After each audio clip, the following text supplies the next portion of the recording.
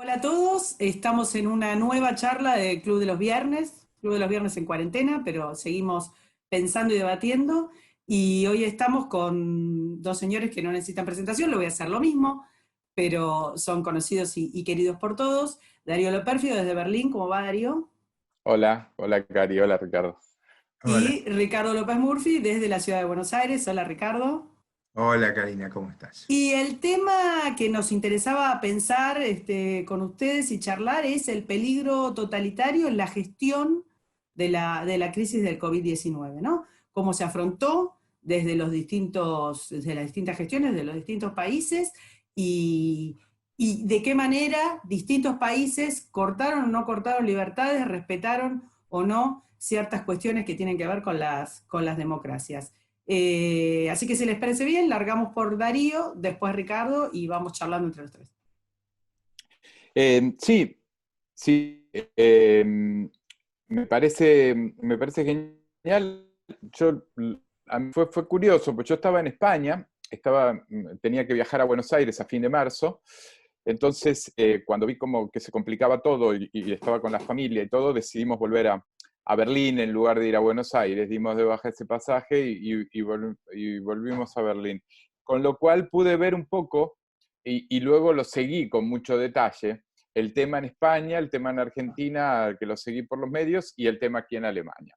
Y la primera cosa que surge es, bueno, cuando vos tenés una estructura eficiente que funciona en el sistema de salud previamente, eh, tenés que cortar menos libertades. Lo de España, y tanto como lo de Argentina, tuvo una carga ideológica muy potente. Digamos, el 8 de marzo el gobierno convocó a una marcha feminista, donde estaban las ministras mujeres encabezando la marcha, y a los 2 días la ciudad estaba cortada y hoy los expertos dicen que en esa marcha pudo haber sido un foco de contagio impresionante. O sea, la cosa ideológica puesta por delante, no se les ocurrió cancelar la marcha esa feminista que hacían. La influencia de Podemos, la ministra de Sanidad de España es Irene Montero, que es la esposa de Pablo Iglesias, eh, y, y, luego ver el tema en Alemania. En Alemania que no hubo nunca cuarentena total, nunca hubo prohibición de, de, salir,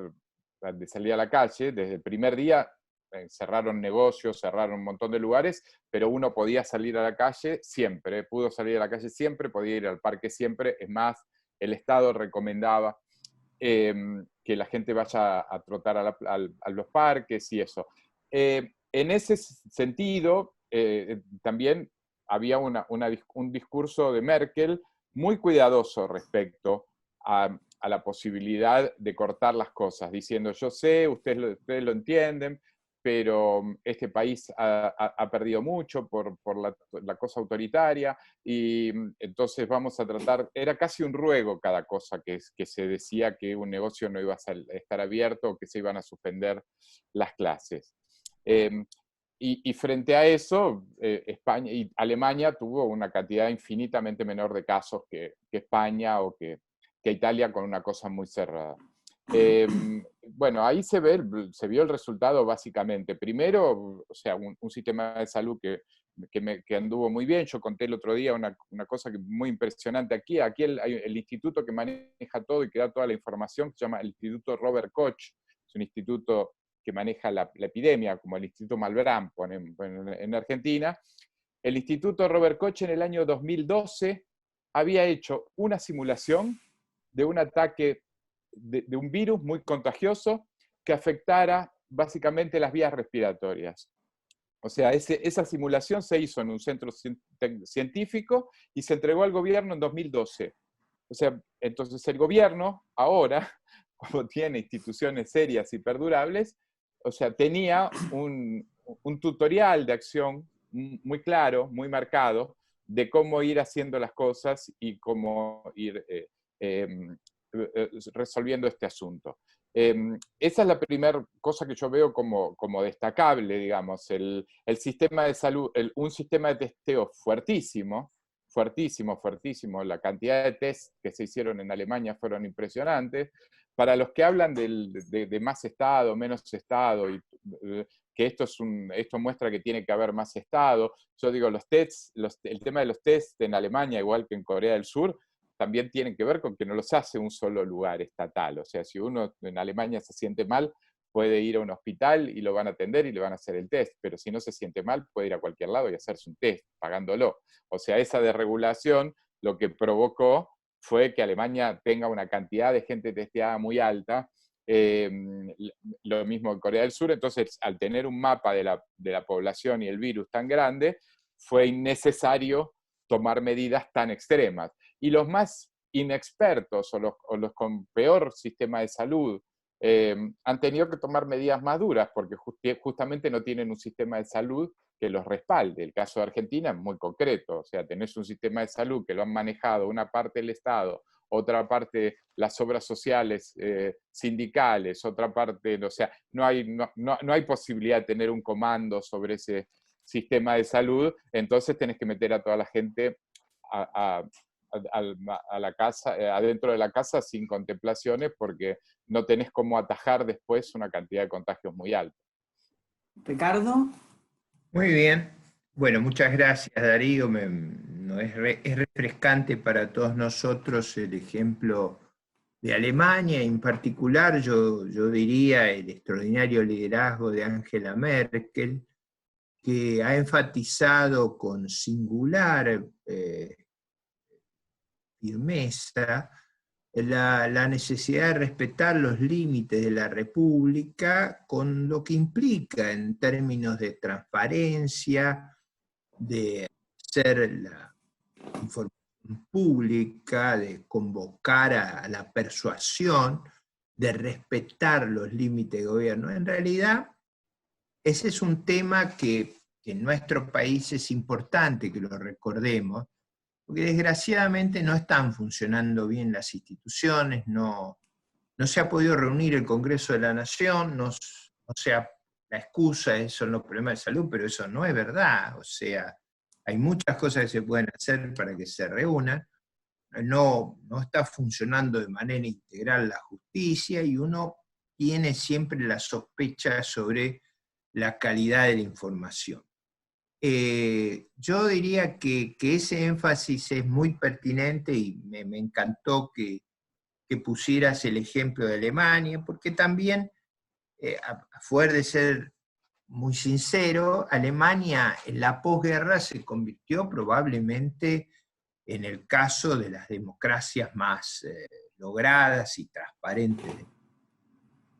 El segundo punto que quiero enfatizar, retomando lo de Darío, tiene que ver con el estado paquidérmico, el estado B, gordo, el estado incompetente. Es decir, el tamaño crea incompetencia, o sea, el tamaño hace inasible la tarea, y es por eso que ese estado no previó hacer un número de test razonable. Nosotros estamos testeando, para poner digamos, en el hemisferio occidental, testeamos 1.000, Uruguay 5.000, Chile 8.000, Estados Unidos 20.000. O sea, yo digo, es una desproporción colosal. Ahora, ¿por qué ocurre eso? Bueno, porque simplemente no se previó, o sea, hubo es decir, ese estado obeso, paquidérmico, que nos agobia, que nos impide movilizarnos, es también un estado bobo, o sea, un estado sin capacidad estratégica para prever los cuellos de botella, dónde va a estar el lugar crítico. Y ahí también quisiera aprovechar la referencia de Darío, ya no solo sobre los test, sino sobre los tutoriales, es decir, los ensayos. Bueno, debo decirte que el año pasado se hizo un ensayo acá sobre una epidemia, entre el Ministerio de Salud y el Ministerio de Defensa. Y se localizó con total claridad dónde iba a estar el cuello de botella, que era Ezeiza. O sea, no había un despliegue previsto para una emergencia natural. ¿Qué es lo que debió haberse hecho? Bueno, debió haberse hecho y armado un mecanismo de chequeo en frontera de alta calidad. básicamente por donde entran. Es decir, yo he contado varias veces públicamente que en el gobierno de Hipólito Yrigoyen, el gobierno de José Valle Ordóñez en Uruguay, la fiebre española pegó poco porque se ingresaba a Argentina por el Hotel de los Inmigrantes y te hacían hacer cuarentena. ¿No? Era un sistema de 600 años atrás. Pero, digamos, lo interesante es que el sistema de Ginés González García es la cuarentena de nuevo.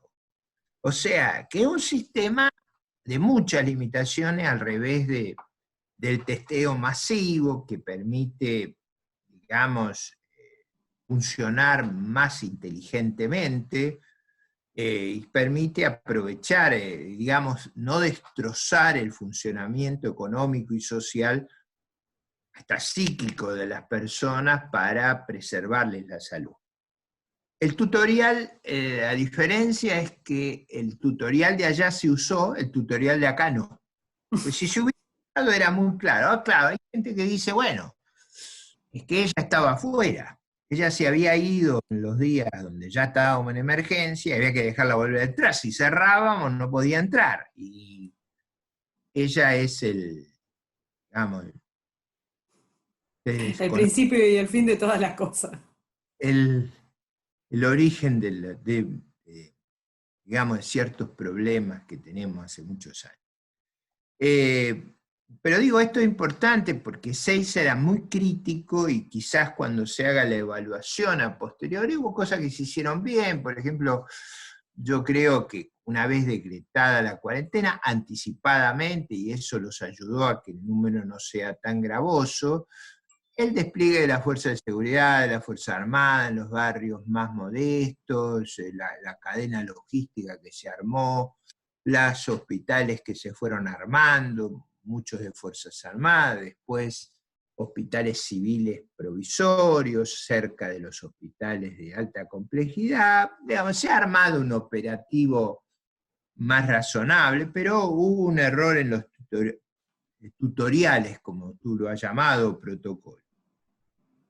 El último punto tiene que ver con que esas manías autoritarias han devenido en disparate, o sea, disparate. La policía interrogando a personas de alta edad que se defienden diciendo la Constitución me protege, y la policía le dice, pero ¿cómo la Constitución? Estamos en pandemia, como si la pandemia suspendiera la Constitución. Por eso es tan importante. Ahora, la policía no es que están mal, ellos escuchan todo el día este relato. Es decir, que la pandemia autoriza, por ejemplo, a poner preso a las personas de más de 70 años y hacer que tengan que pedir permiso. Yo sé que a Rick te cuesta creer esto, Darío, pero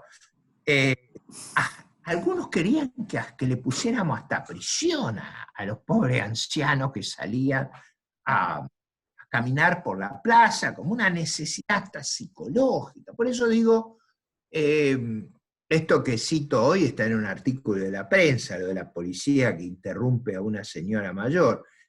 Creo que hay un problema serio de no conciliar el régimen de libertad de nuestra Constitución. Si hubiera que suspender la garantía, hay que decretar estado de sitio.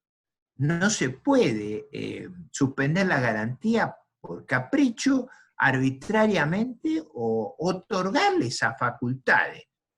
En el peor de los casos a un agente de policía, en el más grave de todo a un jefe de gobierno. O sea, creo que necesitamos recuperar la sensatez y por eso es tan refrescante tu relato sobre ese faro de luz de la democracia que es la República Federativa Alemana y sobre también lo que es la eficacia del gobierno. Es decir, en el medio de la pandemia hemos comprado alimento al triple del precio que vale para el Estado, para no decir lo de los barbijos y los hoteles que superan. Sí, lo que es más llamativo, lo que forma parte de esta patología, de ese estado, de ese ogro filantrópico, es que no importa la persuasión ideológica, todos cometen los mismos errores. Estamos con un problema, yo sugiero siempre tomar agua mineral, porque a lo mejor es el agua los perturba. Darío, ¿querías contestar? Y después paso a la siguiente pregunta. No, yo coincido con Ricardo porque yo tengo como manía, así como escribo todos los domingos artículos en Infobae y siempre digo lo mismo, siempre hablo de la batalla cultural. Acá el extraordinario problema es que en la Argentina se vienen como corriendo las líneas todo el tiempo. Ya venía bastante mal la cosa, pero durante los 12 años del kirchnerismo se instalaron temas que son un disparate y que se instalaron con un trabajo muy fuerte de cooptación de ámbitos y de lugares. O sea, se metieron en las universidades, en las carreras que tienen que ver con las ciencias sociales, se metieron en el CONICET, se metieron, o sea, cooptaron todos esos lugares. Después vino el gobierno de Macri, que era un gobierno con una voluntad interesante de integración al mundo o de tratar de hacer algo con la economía, pero un gobierno que no tenía ni idea de esos temas. O sea, con gente es el caso que vos mencionabas de la capital federal. Bueno, pero Larreta no es una persona que tenga una intelectual en su vida que le permita hacer un discurso como el de Angela Merkel, de decir, yo tengo que ser muy cuidadosa a la hora de cortar libertades, porque la pandemia no puede ser un argumento para esto. No tienes, es como una persona que se dedica a la actividad concreta, podría ser es un ejecutor de cosas, pero el nivel de lo que había que hacer en el gobierno de Cambiemos respecto a dar la discusión sobre todo lo que se había desfasado, entre estos el rol del Estado. Cuando vos decís lo que decís, o cuando yo digo lo mismo que decís vos respecto del rol del Estado en la Argentina, te saltan un montón de personas que están a veces en un estado como de alienación mental, que a mí me llama muchísimo la atención, y dicen, no, el Estado salva vidas. No, el Estado argentino no salva nada, pero básicamente pues no sirve para nada. Es un Estado completamente inútil que no puede ni programar una situación para una enfermedad, o sea, y que gasta una cantidad de dinero estrafalario y viene siendo cada vez peor, cuando en realidad lo que nosotros decimos es, cuando vos achicás el Estado y lo dejás centrado muy fuertemente en las áreas que tienen que ver con la salud, con la seguridad, con la educación, lo que haces es poner un orden de prioridades muy concreto y sobre eso te quedas tranquilo de que eso va a funcionar bien. El Estado argentino es una cosa disparatada de funciones, de cantidad de secretarías, subsecretarías, ministerios, direcciones generales, que hoy lo ves, hoy en una situación de un problema de salud pública, lo ves. ¿Te sirve para algo? No hay una sola cosa del Estado argentino que sirva para nada. O sea, el ejército está trabajando, pero ayer nos decían que con poquísimo presupuesto tratando de dar alimentos a todo el mundo.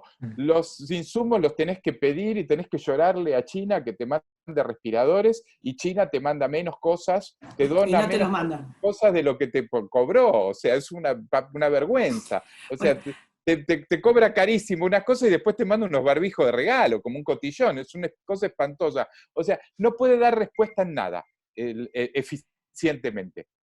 Ahí, para preguntarles lo siguiente, voy a retomar 2 o 3 cosas de las que ustedes dijeron. La primera tiene que ver con de qué manera la persona que está a cargo del Estado, que no es el Estado, cosa que pensamos que se había subsanado hace unos 400 años, pero aparentemente no son el Estado. Entonces, una cosa es una persona a cargo, una persona que está gobernando transitoriamente a cargo del Estado y te dice, te pido 1000 disculpas, yo sé que no tengo el derecho de quitarte esta libertad no es mía, es tuya, mirá, te pido disculpas, pasa esto, y alguien que dice, yo te la otorgo. Vos tenés que agradecer al Estado argentino la deferencia de permitirte o no caminar 500 metros, porque ellos son los depositarios de tu libertad y te la otorgan. Esa diferencia enorme de pensar de quién es la libertad, me parece que a la vez constituye otra forma de pensar el Estado que tiene que ver con esto que ustedes decían claramente. La pandemia no suspende la metodología del Estado, no suspende los sobreprecios, las compras corruptas, la forma de comunicarse, o sea, los vicios estos no se terminan. Y en ese sentido les hago a los dos la misma pregunta, que es, ¿piensan que la pandemia es una excusa para ampliar esa concepción, no sé si decir ya totalitaria, pero por lo menos intervencionista y supraestatista? Darío Sí, primero y... creo que hay algo ahí de corrupto y gangsteril en todo el sistema que se ha armado que es difícil de reemplazar. Volviendo al tema de las compras, ahora resulta que le van a comprar a los productores, a las firmas productoras, pero digo, había que pasar este desastre para darse cuenta. Imagínate lo que es pensar en una cadena de intermediarios que no producen las cosas para ser tus proveedores, en vez de ir a comprarle a los productores o a los grandes distribuidores, Coto, por ejemplo, que te vende las cosas un tercio de lo que estaba ahí. Ahora, ¿por qué tiene que ocurrir eso? ¿Por qué existían esos personajes de la intermediación? Bueno, todo eso tiene que ver con ese mecanismo tan opaco, tan degradado de vivir del Estado. Y bueno, ahí hace cada uno, cada uno picotea el monedero, como decía. Yo soy del sur de Buenos Aires. Y yo escuchaba a veces en los debates, decía, te estoy contando de muchos años atrás, porque yo soy bastante grande de edad. Entonces, yo vi surgir estas cosas ya a principios de los 80, y decía, usted, López Murphy, no quiere que picoteemos el monedero. Claro, eso es lo que no quiero, esa es la clave. Le parecía normal picotear el monedero. El monedero eran los gastos estatales, las compras, dársela a los amigos, no comprar más barata, ¿qué se le ocurre esa pavada? Pero para contarle a Darío un poco, me gustaría que refiera a la situación en Europa. En todos los países del mundo que yo conozco se están bajando los impuestos. Este es el único donde hay proyectos delirantes de subir los impuestos. Para tu coleto, los impuestos en Argentina, de que yo fui ministro ya en el año 2000, se han subido 70% las tasas. Pero el impuesto a la riqueza no se subió 70, sino se multiplicó por 9, o sea, se subió 800%. Digo, están pensando que no les alcanza, digo, una cosa absolutamente delirante, que lo más grave es que no solo lo hace el oficialismo, sino que la oposición rivaliza, a ver quién hace el disparate más grande. Digo, es muy importante que lo registre. La otra locura que ha ocurrido es que en el medio de esta tensión está la idea de largar delincuentes de las cárceles. Yo diría, una persona sensata, ¿qué es lo que haría? Sacaría a la gente de más de 70 años, no importa el causal, sacaría a la gente que está detenida por delitos que no tienen que ver con la violencia, pero ni se le ocurriría sacar a los violentos, porque a todos los problemas que tenemos le agregaríamos el riesgo ya en un sistema que es ineficaz de seguridad, entre otras cosas, por esta locura de soltar a los delincuentes todo el tiempo. Para último, pero también para comentarle a Darío los episodios que vivimos acá, la Corte, recurriendo a la jurisprudencia, algo totalmente previsible que el procurador y la Corte iban a decir lo que dijeron ante la presentación de la señora vicepresidente, en el eufemismo ella. La Corte le dice, ella consulta si se pueden hacer sesiones virtuales, y la Corte le dice, mire, los reglamentos de la Cámara, como es natural en la división de poderes, lo hace la Cámara de Senadores y la Cámara de Diputados, no es injerencia nuestra. Le contesta, pero es un artículo de excepcional ribetes académico y jurídico de un tema trivial, pero está muy bien hecha la respuesta. Trivial porque nunca debió haberse preguntado, porque todos sabíamos la respuesta. Pero lo más increíble para que te acerques a este mundo yo diría en el sentido de esas historietas de nuestra juventud bizarro, donde todo luce al revés, ella interpretó que la Corte le dijo que ella podía tener sesiones virtuales. Cuando lo que dice explícitamente es exactamente al revés. Pero digo, en términos de violación de las libertades y violación de la verdad, están pasando cosas que a uno le parecen de guionesco. O sea, todo un absurdo, o sea, todo es disparatado. Este punto es muy significativo y tiene mucho que ver con lo que Darío mencionaba sobre el gran defecto del gobierno anterior en términos de la batalla cultural. En realidad, eso venía preanunciado, porque recuerda, Darío, que hablaban de que lo importante era la gestión, la gestión, la gestión. Pero la gestión, Sí. ¿dónde? Acá estamos como Séneca. No hay viento que sea favorable si no sabe a dónde tienes que ir. Maneja el timón, pero lo primero que hay que saber es a dónde quiero ir, a qué puerto quiero ir. Si no, el timón va a dar vueltas como un barco loco. Esta cosa de trastocar los hechos, y probablemente esa falta de visión y esa falta de narrativa, y como dice muy bien Darío, esa falta de librar la batalla en términos culturales, que es crucial, porque estas cosas son culturales. En ningún país se habla de subir los impuestos, acá se han subido espectacularmente, con un resultado catastrófico.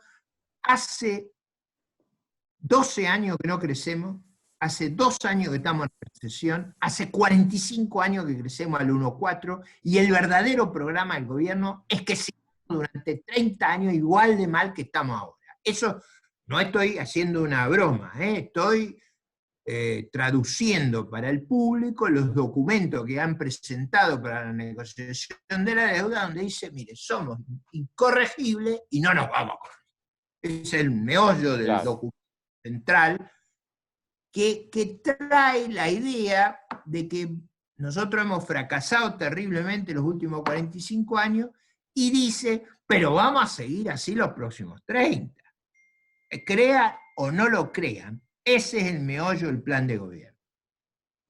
Darío, te paso. Sí, yo estoy de acuerdo, me parece muy, muy importante lo que dice Ricardo, es exactamente así. O sea, y la otra cosa en términos de la política, quiero decir que mientras en un Estado contaminado y en una política contaminada por Cristina Kirchner y por el kirchnerismo más duro, la oposición tiene una cosa naif, que se cree que está siendo oposición en un municipio de Dinamarca, digamos. Entonces presentan unos papeles, presentan unas cosas así, y no pasa nada, no modifican nada, no modifican nada de la realidad. Hace 20 días que se está discutiendo que haya sesiones en el Congreso, 25 días, o sea, bueno, va a terminar la cuarentena y el Congreso va a estar cerrado, chao. O sea, fácil. Pero el gran tema, el extraordinario problema, es que el eje del mal, digamos, la maldad, o sea, todos esos siguen trabajando y no les importa nada la pandemia. O sea, mientras yo lo veía el otro día y me puse a estudiar algunos temas puntuales, el subsecretario de Derechos Humanos de la República Argentina, subsecretario de Derechos Humanos en medio de la pandemia, pide la libertad de Ricardo Jaime y del hijo de Báez, o sea, de tipos que han confesado.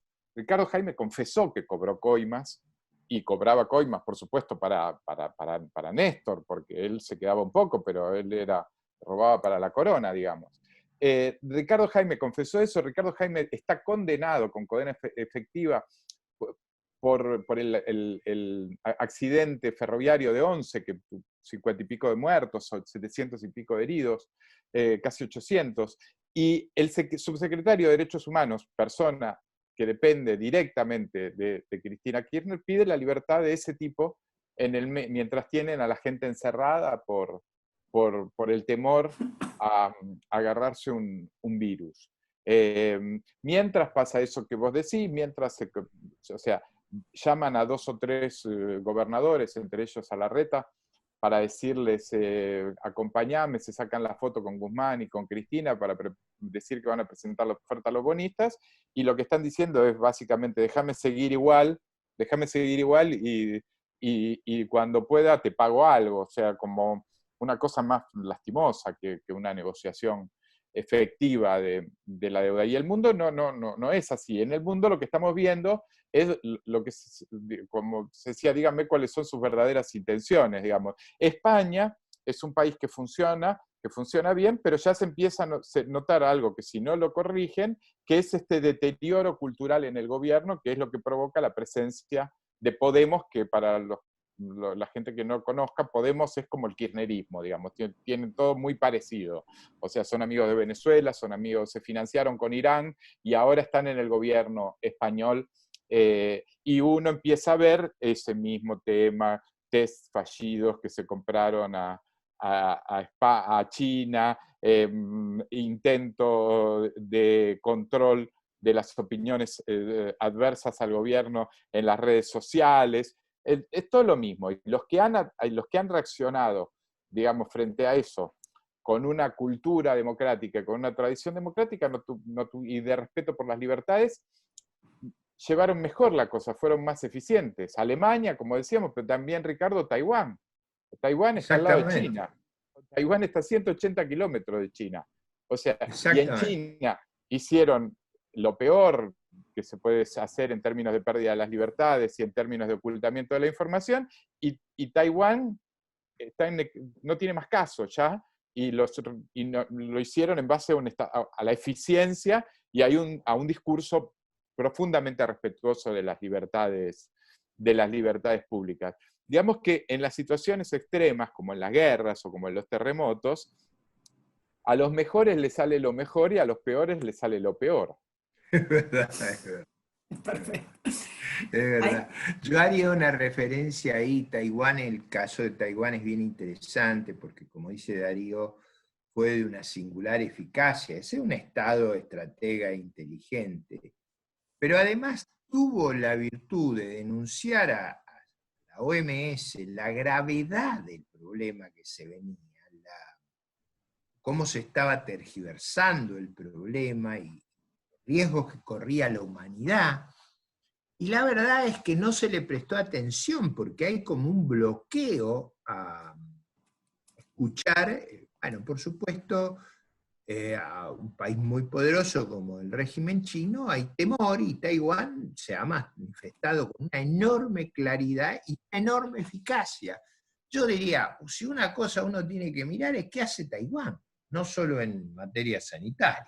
Ha sido excepcional la performance, pero yo miraría qué hace Taiwán en general, porque tienen una extraordinaria destreza en lo económico, en lo cultural, en todos los aspectos de la vida, porque en general la civilización china es muy, muy brillante, y uno lo ve en la diáspora, los países más desarrollados del mundo, Taiwán, Singapur, Hong Kong, bueno, Hong Kong, ¿no? Pero digamos Hong Kong, todo lo que están los chinos, y no está la férula y el poder del ogro filantrópico arriba, son una maravilla.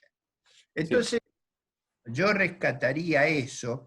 Te diría que otra cosa que ha pasado, que por suerte creo que esta vez ha bloqueado, es la irrupción de los médicos cubanos. Lo único que nos faltaba, esta tragedia, era traer a los cubanos.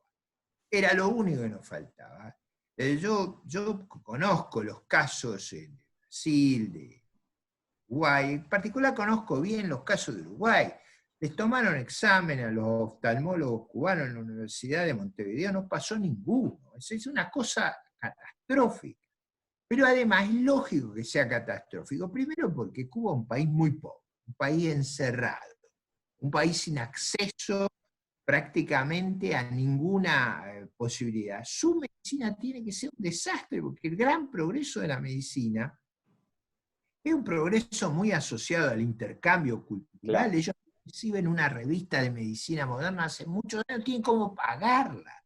Es un país que ha fracasado Cuba dramáticamente. Mira, yo el otro día mirando un escrito de un economista del Banco Central cubano, decía, en el 59 Cuba era 5 veces República Dominicana, ahora es el 70% de República Dominicana. Claro.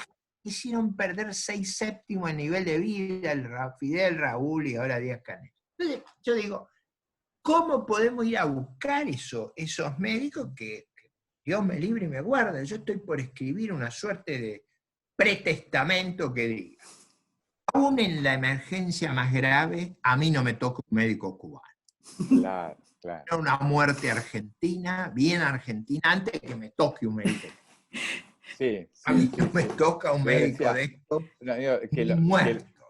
que vengan, que vayan cuando termina la pandemia para hacer mojitos en la fiesta de festejo, pero digamos, para darse la salud mejor no. Hay una reflexión con esa gente.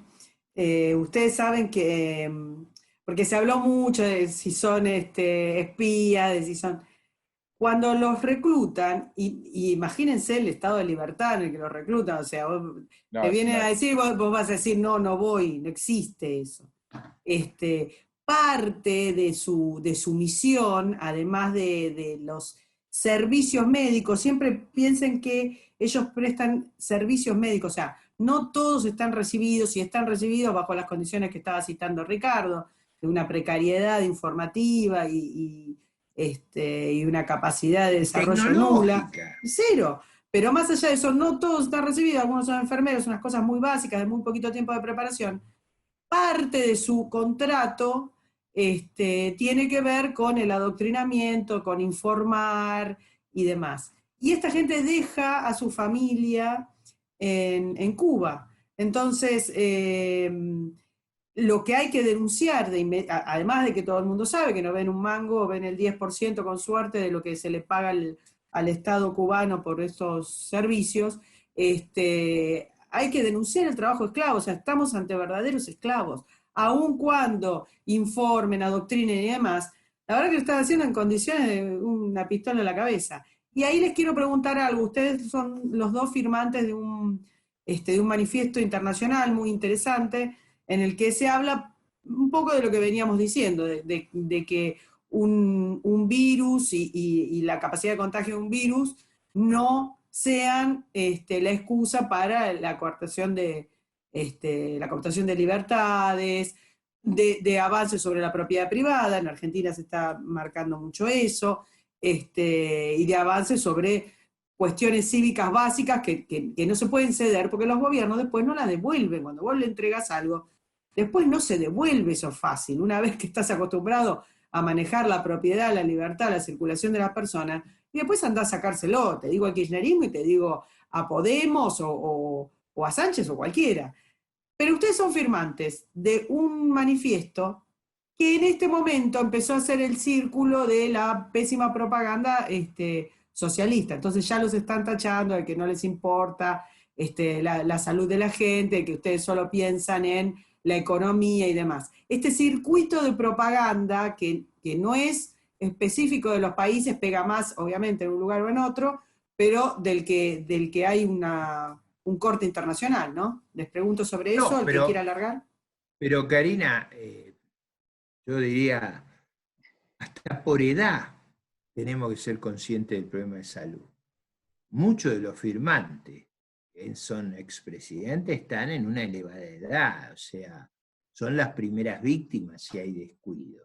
Entonces, digamos, por una cuestión de sentido común, a nadie se le puede ocurrir que estamos conociendo la necesidad de proteger la salud. Estamos diciendo que eso tiene que ser hecho, como bien explicaba Darío en Alemania, en un marco de libertades, de modo inteligente, sin destruir los medios de subsistencia. O sea, me parece que las bajezas, y en este caso van contra el sentido común, van contra la evidencia, tomemos la franja de edad de los firmantes, ahí se termina la discusión.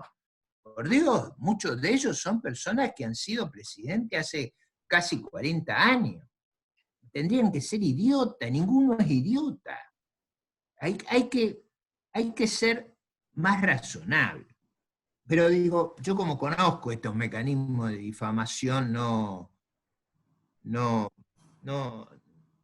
me preocupan. O sea, yo sé que la difamación, acá la viceministra de Educación esta es otra extraordinaria, porque no Sí. debe de decir disparate. Ha dicho que el virus viene del neoliberalismo. O sea, no soy neoliberal, nunca lo fui, no sé lo que quiere decir, si quiere. Además, sé lo que quiere decir, viene en su circunstancia histórica, viene de ideas alemanas de mediados de los 30, así que mejor ni hablar de eso. Pero, ¿de dónde viene la palabreja? Porque me parece que eso hace daño, pero no se puede pretender de la ministra de Educación otra cosa que disparate. Pero a nadie en el mundo se le ocurre decir que el virus viene del neoliberalismo. Es decir, el grado de delirio, de pérdida de la mesura, de la sensatez es muy grande.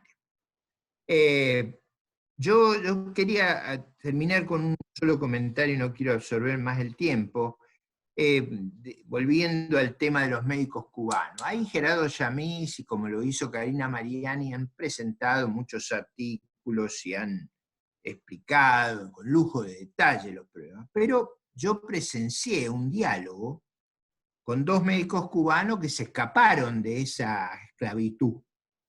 Los relatos son estremecedores. Y bueno, naturalmente, como dice Karina, muchos de ellos son como rehenes de un régimen muy perverso. Y contaban ahí cómo era los sufrimientos del escape. Y yo digo, estamos ante un fenómeno que ha sido denunciado ante Naciones Unidas, es conocido el problema de enormes violaciones de los derechos humanos, y eso se ignora. Ahora, si Darío y yo firmamos una declaración, que, pienso yo, no hace ninguna agresión ni en España ni en Argentina, sí es muy clara del caso de Orbán en Hungría, donde suprimió el Congreso, o sea, esos Sí. son casos que la declaración hace más énfasis, sino la declaración menciona los comentarios delirantes, y yo acabo de mencionar varios de ellos. Como Vargas Llosa y los demás son más finos que yo, no bajan al detalle, pero yo tengo un sesgo que no lo puedo evitar, a tomarme las cosas jocosamente.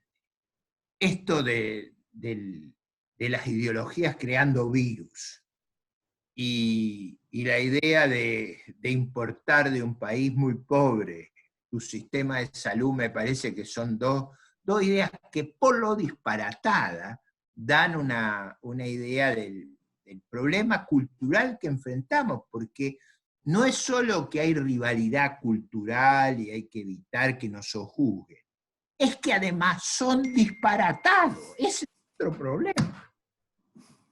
Sí. Darío. Sí, tienes razón, Ricardo, es un disparate absoluto. Y a mí, yo firmé la declaración y por supuesto estoy contento de haberla firmado.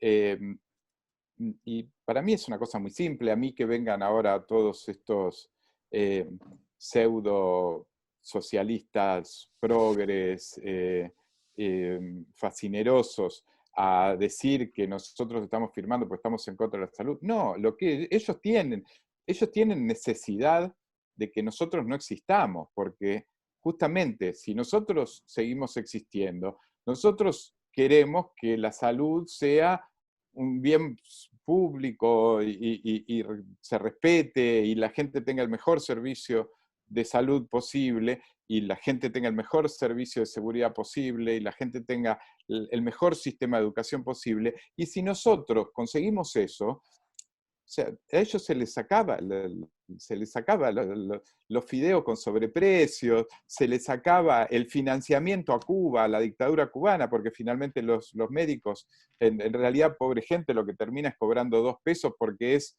el financiamiento a la dictadura cubana, se les sacaba todos los negocios en el Estado, se les sacaba llenar el Estado de militantes. Entonces es natural que nos quieran desacreditar.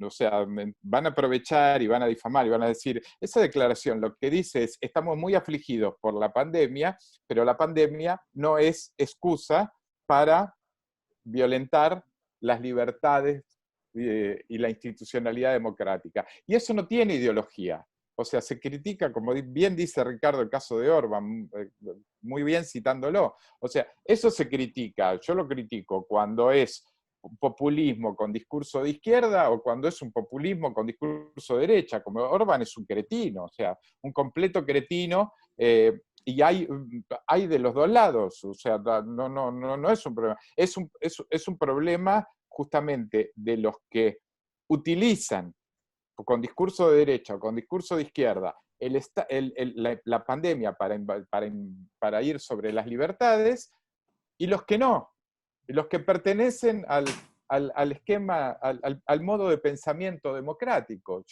Ricardo, te quería pedir a vos esta opinión, porque yo te decía también, yo echo mucho de menos a los buenos dirigentes socialdemócratas, ¿no? O sea, Oh, yo he claro. hecho hace mucha falta porque que estos cachivaches de Podemos, o el kirchnerismo, o todo eso, hayan reemplazado a tipos con los que uno podía disentir en algunas cosas, pero como Helmut Schmidt en Alemania, o Willy Brandt, o Tony Blair, o hasta Felipe González, en muchas cosas. O sea, la No, izquierda, si claro. quiere subsistir, necesita de esos hombres que respetaban la libertad por sobre todo.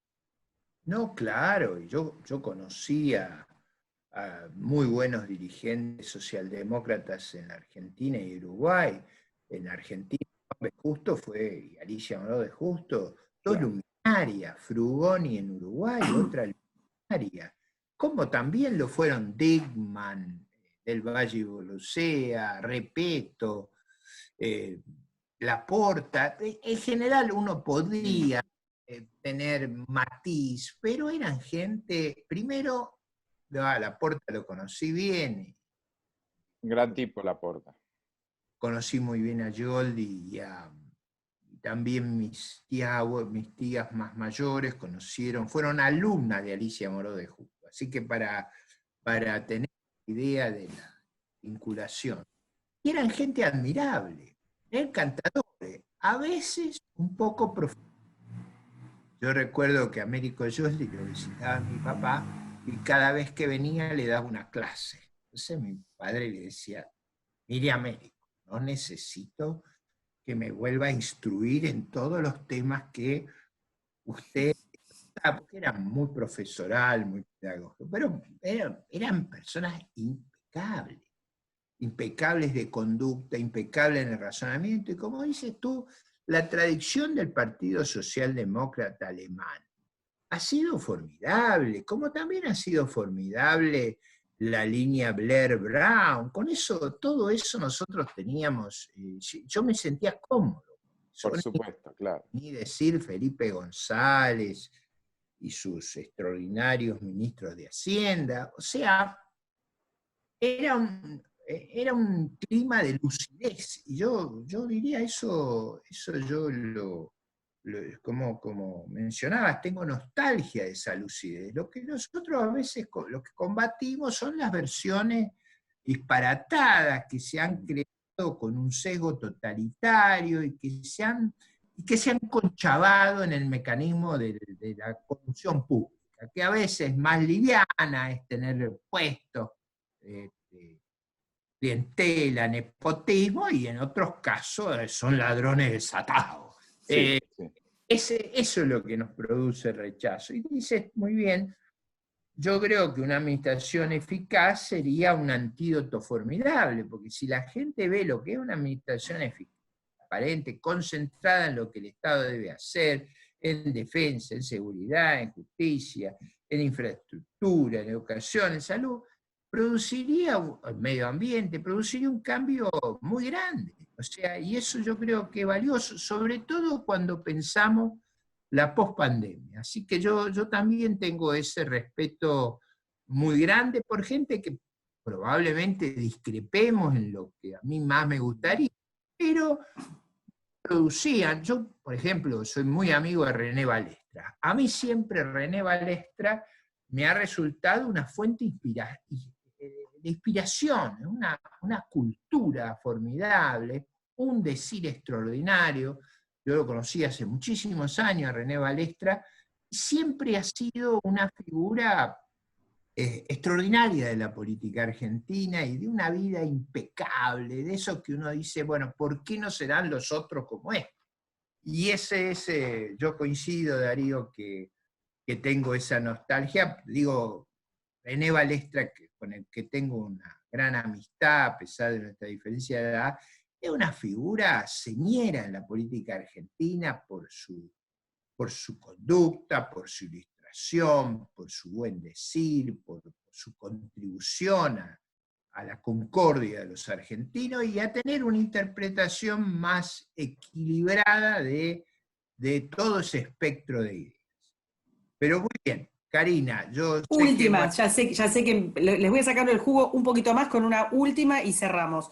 Voy a tomar un tema que dijiste vos, que es el post, porque ahora estamos, ayer charlando con Darío en otra conversación, estábamos diciendo, bueno, se puede medir ahora en el medio del fragor de la batalla, las imágenes, la cuestión política y demás, es un poco viciado. Pero les pregunto a los dos, la post-pandemia, en el tema político y en el tema económico, ¿es pensable una oposición nueva, distinta de lo ya estructurado y de lo ya conchavado, como vos decías? Ustedes dos son de las figuras que más representan no solo el liberalismo, sino la posibilidad de una oposición sana, culta, responsable. Hay mucho debate alrededor de eso, por lo menos en los espacios que no son, digamos, de las políticas tradicionales. Entonces, de acá a que esto termine, ¿es pensable una oposición? El año que viene nosotros tenemos elecciones. El que quiera Yo creo que alargar. sí, le dejo el final a Ricardo para que cierre él. Yo creo que sí, porque básicamente hay un lugar de la opinión pública que no está ocupado, que no se ocupa, que nadie lo ocupa. El lugar de la defensa de las instituciones, de la sanidad económica, o sea, de la sanidad económica y de la eficiencia y de la lógica en el Estado, y de la lucha frontal contra los fascinerosos que ocupan el Estado. Yo no les voy a dar más la entidad, por eso decía, una cosa es discutir con un socialdemócrata serio, otra cosa es discutir con Adriana Puigdrós, que yo no sé si es que ya, digamos, tanto hablar de eso se enloqueció, o si fue siempre así, no sé, pero es la viceministra de Educación, o sea, eso es lo que me preocupa. Y creo que Juntos por el Cambio, Cambiemos, hay un lugar que no representa a ese sector de la población que quiere una lucha frontal contra la corrupción, una lucha frontal contra los intentos totalitarios, contra los discursos hegemónicos, y fuertemente republicana y fuertemente respetuosa de las instituciones. Entonces creo que sí, que hay un lugar que lo tiene que ocupar alguien.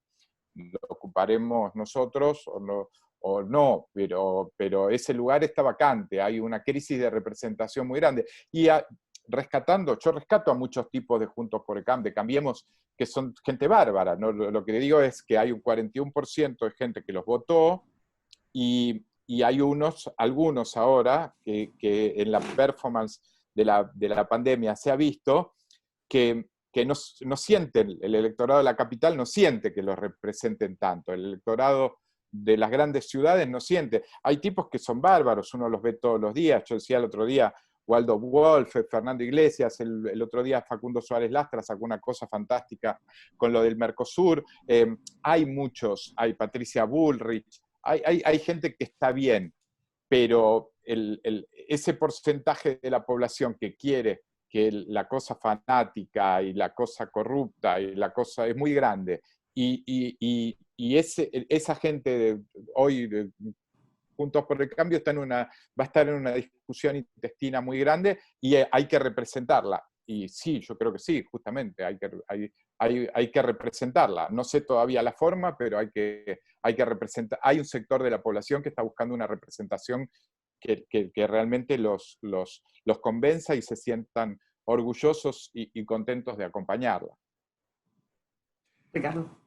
Muy bien, muchas gracias. Yo lo he dicho muchas veces, nosotros tenemos que participar, en el 21 tenemos que salir a defender, lo que explicaba Darío, el espectro amplio de un cabal cumplimiento de las instituciones, de políticas, una economía sana, de mercado, que defienda a los creadores de valor, a los que ganan el pan con el sudor de la frente, a los que mantienen funcionando esta sociedad, que tenga los rasgos de tolerancia y mitigación del conflicto que hacen a la convivencia humana, que tengan un propósito de construir concordia en la sociedad, de un debate inteligente, de hacer del Estado algo transparente, donde no se oculte la información, no se vivan los escándalos, que déjenme decirlo, ahí Margarita Stolbizer está haciendo algunas investigaciones y se ha encontrado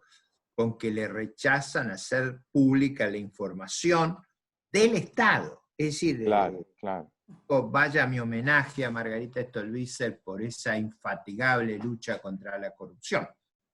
El punto es que, más allá de todas nuestras circunstancias, cómo impactemos en la opinión pública, a mí me parece que en el año 21 es una elección parlamentaria, ahí es importante que los sectores vayan juntos, hay que tratar de armar el espacio más grande posible y no perder un solo voto de los espacios más afines, pero con una conciencia.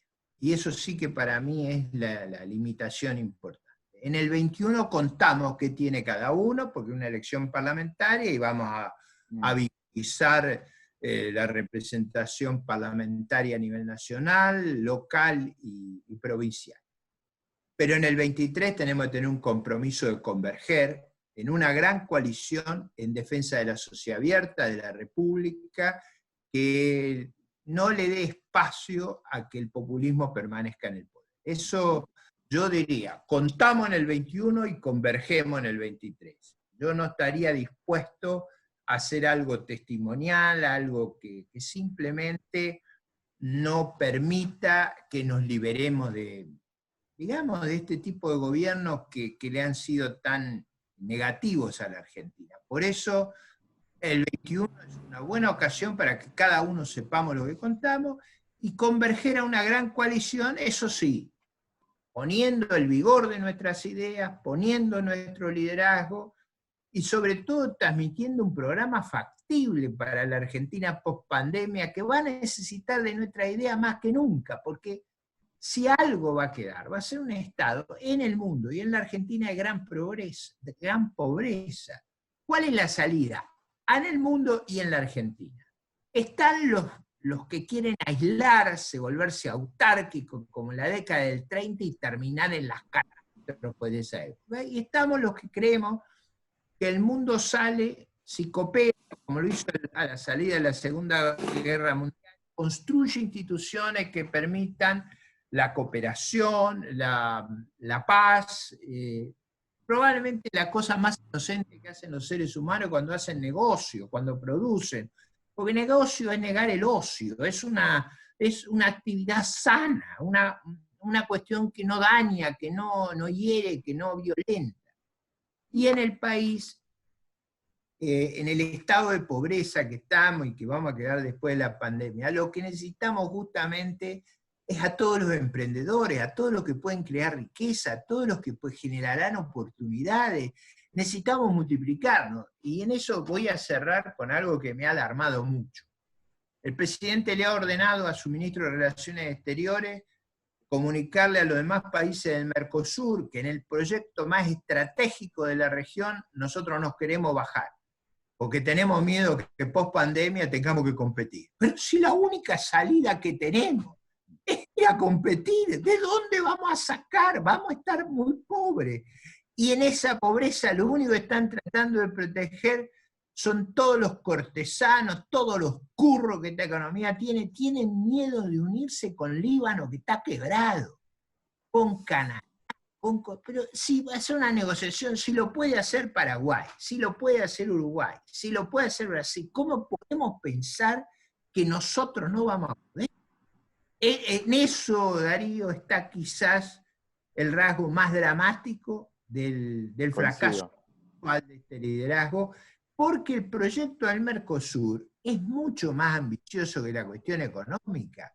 Ahí hemos elaborado un clima de paz y cooperación con nuestros vecinos, mecanismos de salvaguarda de las cuestiones atómicas, misilísticas, químicas, bacteriológicas. Hemos hecho un entramado extraordinario. Poner en riesgo todo eso por el capricho de ver cómo van a repartir las cartas, a quién le van a dar subsidio en una Argentina degradada, me parece que yo voy a, no es que esté en campaña, pero le voy a decir a los votantes, vote en defensa propia, salve su vida, no se deje llevar a una decadencia irreversible, porque ese camino que nos están marcando es el de una decadencia irreversible. Un gran gusto de dialogar gracias a los dos. Karina, y espero que lo podamos repetir más adelante. Gracias, sí, la verdad, un gusto que hayan participado en las charlas del Club de los Viernes. Para mí es un lujo y nada, seguramente lo repetiremos. Un abrazo a los dos. Bueno, un abrazo, Cari. Chao, Ricardo. Nos vemos pronto cuando podamos. Un gran gusto. Chao.